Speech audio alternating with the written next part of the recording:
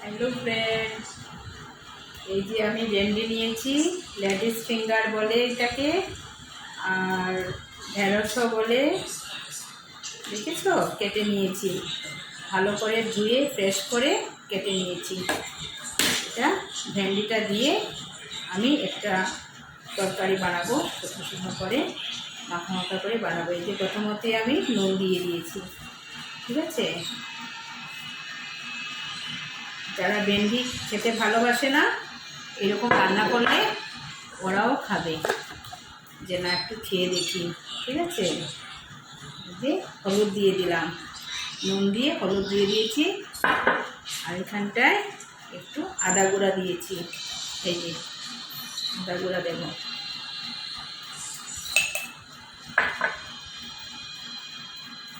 এখানে একটু শস্য বাটা দেবো। শস্য বাটা বলতে আমি শস্যকে ধুয়ে ধুয়ে নুন টুন দিয়ে গুঁড়ো করে রেখে দিয়েছি, একটুখানি নুন দিয়েছিলাম, তিতা ভাতটা লাগবে না বলে। এই যে একটু বেশি করে দিচ্ছি, 2 চামচ, একদম ছোট্ট চামচ, এই যে 2 চামচ, ঠিক আছে। আর এখানে আমি কাজু আলমন্ড এগুলো সব বেটে রেখে দিয়েছি। এই যে বেটে রেখে দিয়েছি, সবসময় রান্না করতে হয় তো, তাই তাড়াতাড়ি করার জন্য এটা খুব সুবিধে। 2 চামচ দিয়েছি, ঠিক আছে। আর এখানটায় আমি একটুখানি চিনি দেবো, চিনি আমি বেশি দেবো না, অল্পই দেবো, 1 চামচ, ঠিক আছে। হয়ে গেল। আর এখানে একটুখানি গরম মশলা দেব।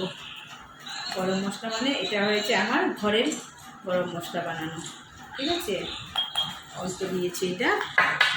আর এখানে মিট মশলা আছে, এই যে মিট মশলা দেব, বেশি না, অল্পই দিচ্ছি, নেই এটার মধ্যে খুব একটা, অল্পই দিচ্ছি, ঠিক আছে। হয়ে গেল, যা আছে সবই দিয়ে দিলাম।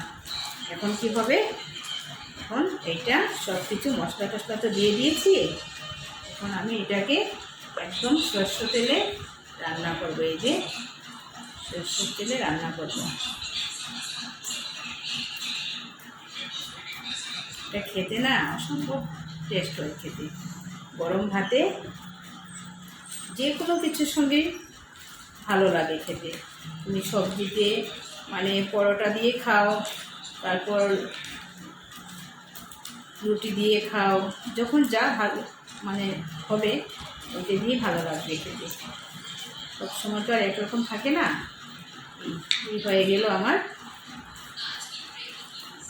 মাখানাটা। একটু সময় আমি রেখে দেবো, এটা বেশি না, 1 মিনিটও রাখতে হবে না, 1 মিনিট রাখলেও হবে। এই যে রেখে দিলাম, ঢেকে রেখে দেবো। তারপর কড়াইটা বসিয়ে আবার সরষের তেল দেব, দিয়ে ফোড়নে কড়াইয়ে তেল দিয়ে দিয়েছি। এখন আমি কালো জিরা ফোড়ন দেব, বুঝছো। এই যে কালো জিরা ফোড়ন দিয়েছি, আর মশলা টশলা তো সব দিয়ে দিয়েছি, দেখেছো না। ব্যাস, এখন একটু, এটা তো পুরা নিরামিষ রান্না, তার জন্য আমি পেঁয়াজ রসুন কিছু দিইনি, শুধু আদা দিয়েছি। আর সব কিছু তো তোমাদেরকে দেখিয়ে দিলাম। আর এই যে এখানটায় হিং দিয়েছি, হিং দিলে ফ্লেভারটা খুব ভালো আসে, খুব ভালো লাগে হিঙের ফ্লেভারটা। আর এখানে আমি যে ঢেকে রেখেছি, এই যে মশলা দিয়ে ভেন্ডিটা একদম সফট হয়ে যাবে, ঢেকে রেখে দিয়েছিলাম। এখানে হিং আর এখানে কালো জিরাটা ফোড়ন দিয়ে দিয়েছি, ঠিক আছে। এখন আমি ছেড়ে দেবো এটা। এই যে একদম সিম্পল রান্না, কিন্তু খেতে ভীষণ ভালো হয়।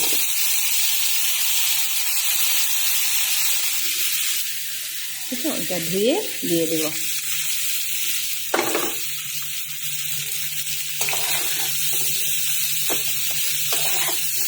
একবার তোমরা বাড়িতে ট্রাই করে দেখবে কেমন লাগে, কারণ আমার ছেলেরা ওরকম রান্না করলে যে খুব পছন্দ করে ওরা। ভেন্ডির তো একটা পিচ্ছিল ভাব থাকে না, এই পিচ্ছিল ভাবটা চলে যাবে, পিচ্ছিল ভাবটা থাকবে না, আর খেতেও খুব টেস্ট হয়।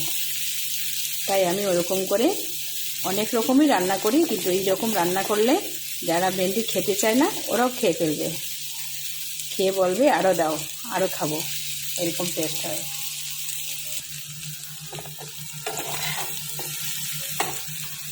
স্টিম বাড়িয়ে দিচ্ছি।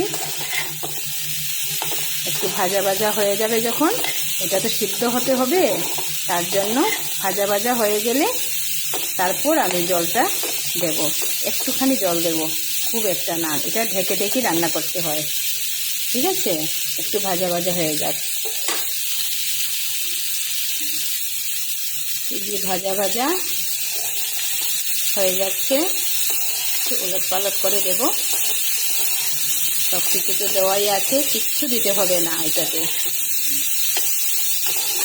এই রান্নাটা না ভীষণ টেস্ট হয় খেতে। তোমরা একবার বানিয়ে খাবে, তারপর আমাকে কমেন্ট করে বলবে যে কেমন লেগেছে। না খেলে তো বুঝতে পারবে না, তার জন্য বলছি একবার বানিয়ে ট্রাই করবে। ঠিক আছে, এখন আমি তেল ছেড়ে দিয়েছে, দেখেছো? এই যে ভাজা ভাজা হয়েই গেছে অলরেডি। এখন আমি এখানটায় জল দিয়ে দেব। জল মানে এই যে থালটা ধুয়ে জলটা রেডি করেছি ওইটাই দেব।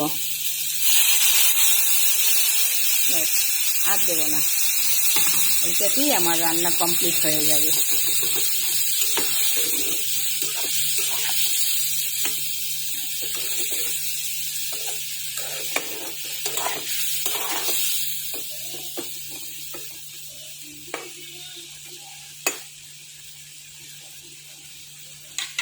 এটাতে গোলমরিচও দিয়েছি, চিলি ফ্লেক্সও দিয়েছি, সবই দিয়েছি। তোমরা তো দেখতে পেয়েছো, তাই না? আমি এটা ঢেকে দেব, এই যে ঢেকে দেব। এখন দেখছি তুলে কি খবর এটার। দেখছো শুকিয়ে গেছে, আর শুকিয়ে গেলে তো হবে না, সিদ্ধ তো হতে হবে, তাই না? তার জন্য আমি একটু দেখব এটার সিদ্ধ ভালো মতন হয়েছে কিনা। নামিয়ে দেখি এখানটায়।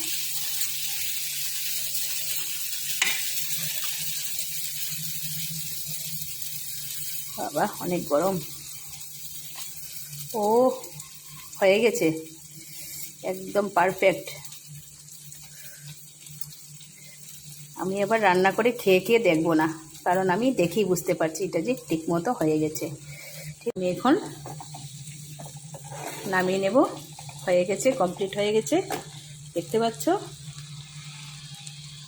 তাহলে রাখছি, বাই বাই।